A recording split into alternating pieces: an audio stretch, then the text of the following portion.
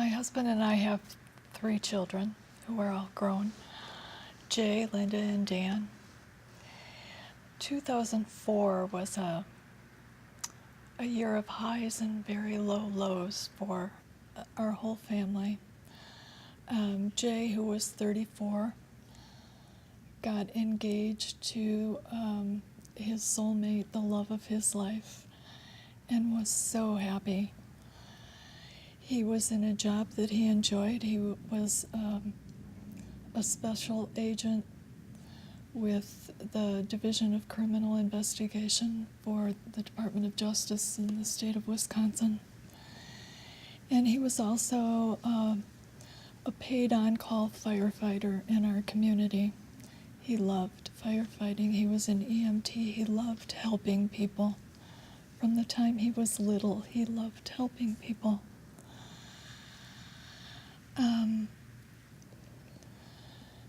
He was engaged in April, and in October, he was helping the FBI out on their terrorism initiative prior to the 2004 presidential elections. He had done his day shift and had volunteered to take a colleague's night shift from midnight to 7, 8 in the morning because that colleague's mother had become ill out of state. He went to his office, met his partner for the night, and on the way to where they were going to do surveillance, he stopped at a gas station because he was very tired and wanted to get a cup of coffee. He parked on the side of the gas station on 37th and Villard and went in, got his coffee, came out, and as he walked back to his car, he was confronted by 2 young men. One had a gun pointed at him, and the other walked past him and then turned and felt for Jay's wallet. Presumably they wanted to rob him. When he felt for his wallet, he felt his gun and said to his partner with the gun, "Dude has a gun." And Jay said, I'm police, don't." And he was shot. Jay had left his bulletproof vest and his radio on the seat of his car. It was a warm night, and he hadn't gotten where he was going yet. He was able to get back to his car to retrieve his radio and radio his partner, whom we are told was there within minutes, and held him until the ambulance arrived. He was brought to Froedtert Hospital, where they did amazing care. And we were called at 1:20 in the morning. I will never forget that phone call. My husband hopped up, grabbed the phone, and I heard him say, "Hello, yes, okay." And then he hung up and he said, "Jay has been hurt. They're taking him to Froedtert. We need to get dressed. They're coming to pick us up." I told Jay's fiance that he had been shot. My husband came down and we were off to Froedtert. When we arrived, we were brought to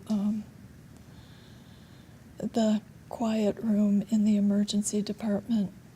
I had been an on-call chaplain at Froedtert for some time before that, and my greatest fear that was I was going to be called to the emergency room and it was going to be Jay. So I knew that quiet room well.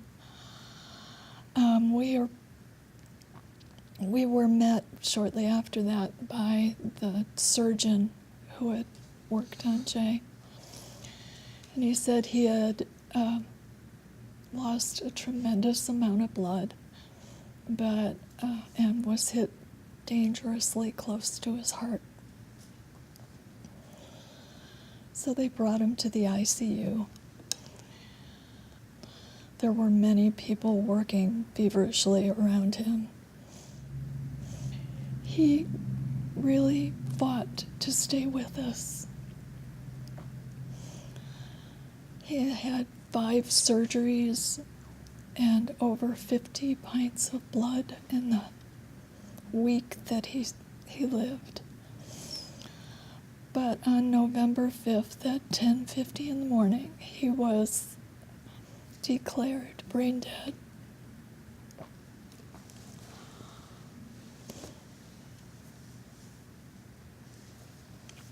The trajectory of a bullet goes far beyond its initial impact. It's a watershed moment that nothing is ever the same. Time for me now is the time before Jay died and the time after he died. And that's how I measure things in my mind. The nightmare did not end with the funeral.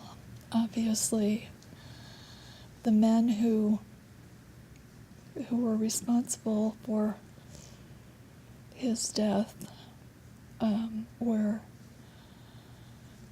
tried and convicted. The shooter was tried and a mistrial was declared, and so we had to go through that trial a second time.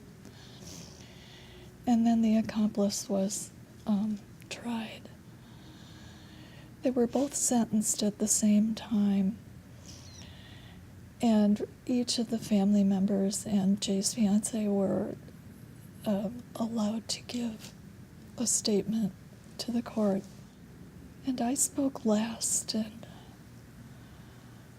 I brought with me 2 copies of the Bible with post-it notes on them with a passage from the Gospel of Luke. And it's the story of the prodigal son. I gave that passage to them because I thought, these men too are of God. What they did that night was evil, nothing short of evil. The choices they made were evil. But I can't imagine spending the rest of my life in prison. And so I gave them that passage, hoping that in the loneliness of prison they might find that forgiveness and love of God once again. And so we continue doing what we can to try and help others in little ways, and hopefully those little ways maybe will have a little impact. And we continue to remember him. A day hasn't gone by in 14 years that I haven't thought of him.